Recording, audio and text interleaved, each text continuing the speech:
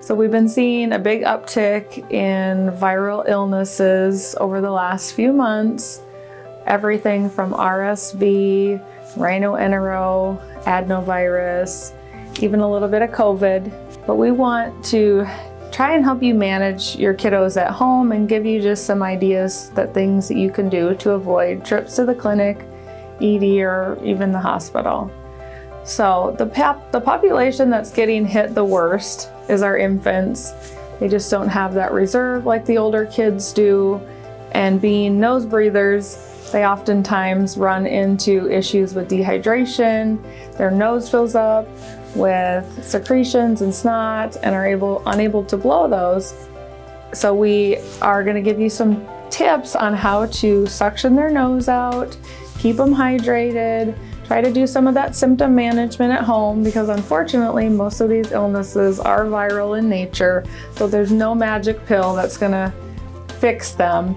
These oftentimes last a week or two and kiddos can feel pretty miserable. Once you hit 6 months, you can then add that ibuprofen in as well. Once you hit that 1-year-old mark, then you can start adding in maybe some more natural things like some hot water with a little bit of honey and lemon that kind of helps soothe the throat.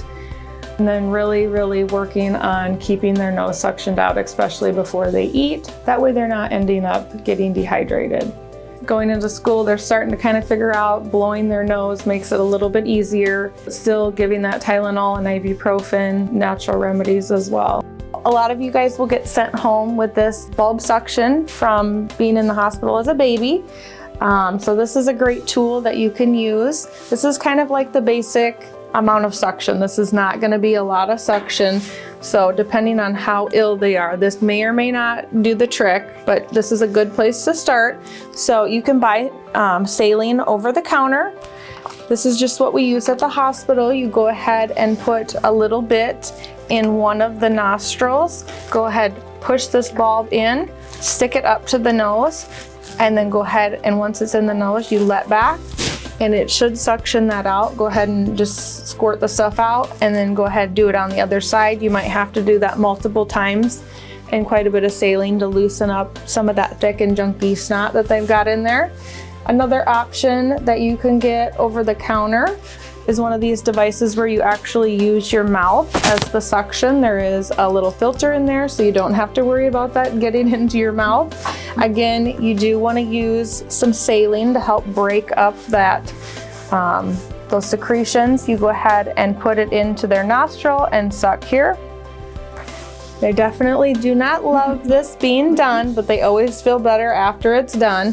Do that on both sides. And then newer on the market are some electric devices that you can use battery or plug in, and those actually work pretty well. They're a little bit more expensive. I feel like this is maybe in the $15 to $20 range, and those can sometimes be up to $100. So depending on your budget, those are just a few options that you can use to help get that snot out and kind of open those airways for babes. I hope you can use some of these helpful tips to keep your little ones healthy this winter season.